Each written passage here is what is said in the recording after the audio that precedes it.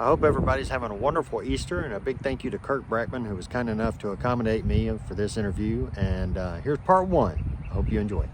What's going on, everybody? Thank you for clicking on this video. Chris and I had an amazing conversation together. Unfortunately, the video didn't record. So what you're about to see and hear is an audio conversation between Chris and I about all things hats, Indiana Jones, and more. So without any further ado, enjoy this interview, and God bless. Chris, thanks for the interview. Looking forward to talking again soon. So when did you start making hats? It's been a little over a year now. I think I made the first one in February of last year, somewhere around there.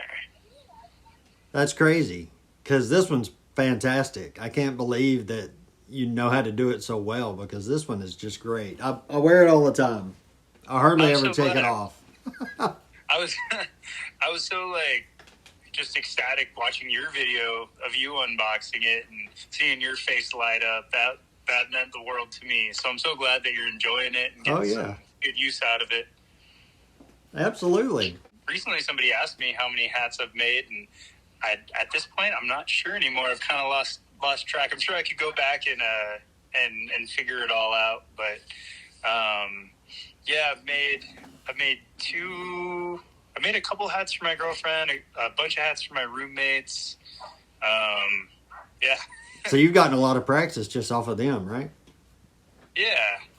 And it's funny because, so a lot of times people will kind of accidentally end up making hats, or they'll apprentice under somebody. But being in the Indiana Jones community, we're friends with so many hatters that it seemed really accessible.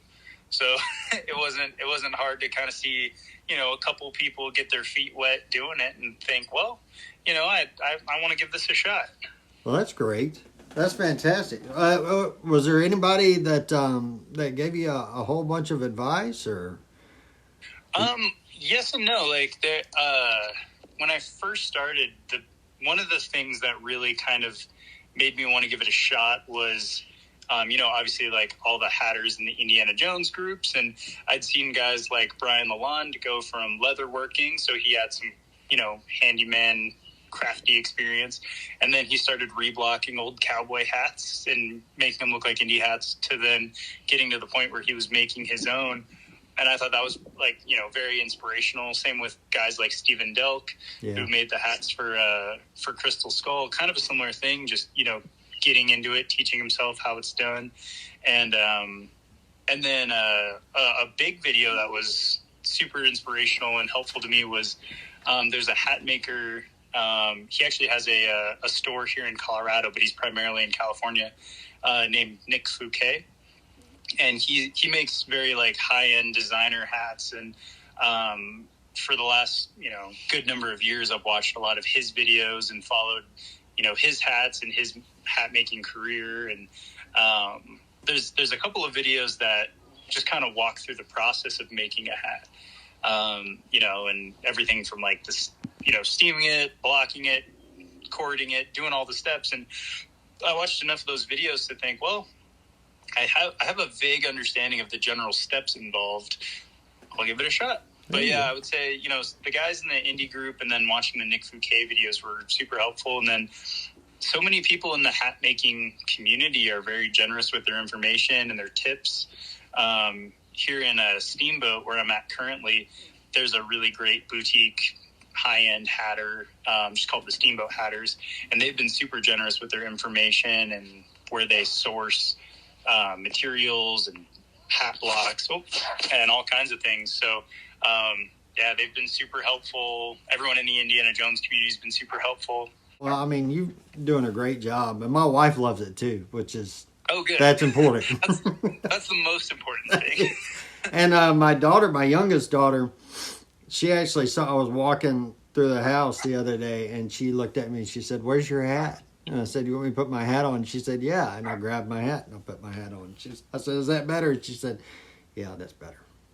That's awesome. It was so much fun to make that one in particular because I've always, after, seeing a lot of, like I said, Nick Fouquet's hats, or there's another hat maker named Ryan Ramelau, and he made a really cool green hat, which I sort of modeled my personal green hat off of. And it's always been in the back of my mind what a green Indy hat would look like. So that was like a bucket list check, doing that one for you. Is there another particular hat that you would, just love to make that you've been itching to do? A big one was one that I recently did, the Crocodile Dundee hat. Okay. That almost kind of predating my love for Indiana Jones. I loved Crocodile Dundee, and his hat is probably just as, if not more, immediately recognizable to the layman than the Indiana Jones hat. And so there's a couple of people that replicate or make a Crocodile Dundee-esque hat.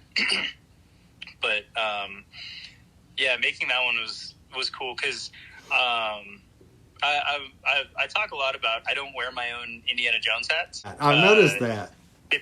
Say what? I've noticed that you don't wear your own. I've noticed you not doing that. Yeah, with the Indiana Jones hats, those ones, it's always a special moment for me to unbox them because maybe, it really is Indiana Jones's hat that I'm receiving. There's that little bit of suspension of disbelief. And when I'm friends with so many great hat makers, Michelle at Herbert Johnson or Tomas at Vintage or Brian Lalonde or all these guys, Roberto at Steel & Jones, I'm such a fan of their work that when I receive it, their hats, it's exciting because, it's for me, but there's a little part of me that's like, oh, that is Indiana Jones's hat. But with my Crocodile Dundee hat, that was the first time I made a hat for myself that was a replica of an existing hat where I could kind of separate myself from the making of it and just enjoy it as a hat and as a piece. So, that was one that I really wanted to do, and I waited for a good while to make one until I felt like I felt like my skills were to a place where I would not only be proud of it, but also, I could separate myself from the making of it and just enjoy it for what it is. The first video I think I ever saw you with was a Peters Brothers hat. And do you still wear that Peters Brothers hat, or have you retired it? I think that was the first Indy-related video I did, and I took that hat with me everywhere for the better part of a decade. I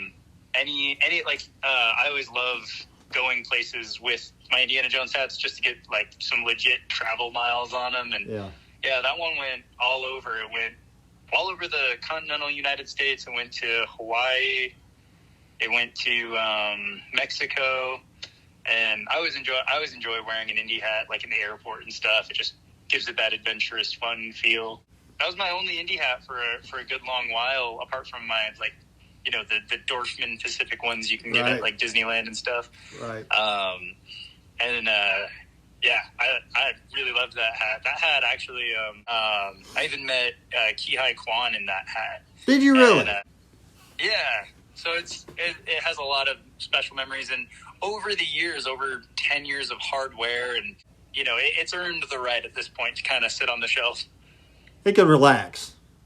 Yes. The trailer dropped yesterday. Yes. I didn't even know that was coming out. What'd you think? I loved that new trailer. I thought I loved the use of "Sympathy for the Devil" from Rolling Stones. Yeah. Because it was very unexpected for an Indiana Jones trailer, but it's thinking on it, it's kind of perfect because there's been two trailers, and they've been very good trailers, but they're very much what you'd expect from an Indiana Jones trailer. And then this one being, presumably the last trailer before the movie comes out, just kind of taking a more fun tone and kind of a bold direction for it, which I really enjoyed. And I was thinking back to the trailer for Logan, which a lot of people are kind of comparing the new Indy to because it's James Mangold. And I remember the use of Hurt by Johnny Cash, or the Johnny Cash cover of Hurt in that trailer, and the use of that music to kind of set the tone for the trailer. And I just thought it was brilliant with this new Dial of Destiny trailer having just something we've never really seen before. Because obviously there's been Elvis in previous movies and stuff, but, you know, having the trailer, you know, feature a fairly, you know, recognizable song, almost like a James Gunn Guardians of the Galaxy movie type thing. I really enjoyed it, and I enjoyed that it was different. Yeah, it was fun. I thought it was a lot of fun. I hope that the tone stays like that for the movie. Familiar but fresh. Yes. All those good things. So how do you want Indy to go out? Do you want him to go out in quiet retirement, or do you want him to go out in a blaze of glory? How would you like to see him go out? That's a good question. I think anything could work. You know, if it ends in a blaze of glory, or if it's, you know, a nice quiet. If it's done well, you know, anything can work. Anything's possible. But I really loved the ending of Last Crusade, just because it's, you know, quite literally riding off into the sunset. Yep. And you have that feeling that the adventure continues past what you see. So I always like that little like feeling of, you know, continued adventure. So it had the mystery. I like that too. It kind of lets you, as the fan, and as, you know, in your own mind, kind of think you can fill in the blanks and continue the story however you want it to. Yeah, I really enjoy that aspect of it. With a character like Indy, he's one of those characters that all the fans, in one way or another, kind of see themselves reflected in. You know, I wouldn't want to see him die in the new one. No. No. I think having that, you know, hey, I'm at a different place in my life. Maybe certain things aren't in my life anymore, but I can still throw down. I can still go on an adventure, and you never know what tomorrow will bring. So I think, you know, kind of an adventurous but ambiguous ending would be kind of what I'm hoping for out of the new one. Yeah,